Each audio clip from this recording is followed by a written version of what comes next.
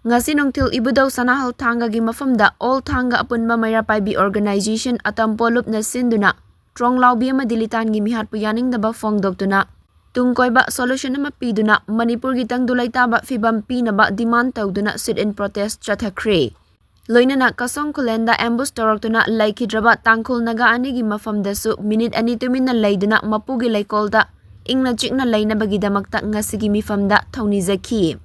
Ngasigi miyam gi mifam aduna amato oina Manipurdagi Central Forces hankiba India lengakna proxy war tawduna micham miyam hatpa khudakta lepa amasung aikoi gi laibak aikoi na ngaksagadabani haibana chingba kholauna mapungoina lauki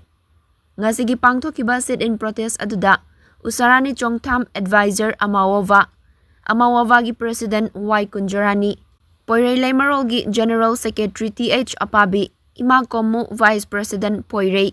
Sujata General Secretary Amawava Amukogi Dr. Norendro Thokchomna Wangang Kibaga loinana Irom Odesi Mangang Executive Amukosu Sarukyaki Masi aikoina thanga gi mafam masida laibong masida phamjariba mifam masi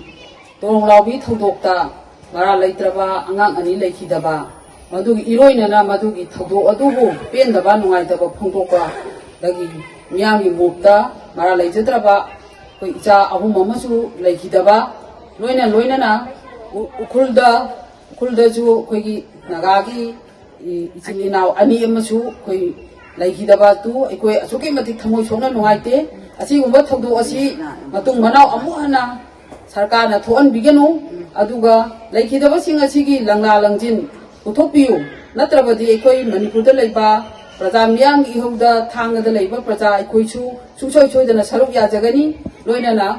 mara leiba sing asi puthokpidaba taragadi makha tabada ekoi akanba khongjang kaya ama makha tana koi jangsin jagani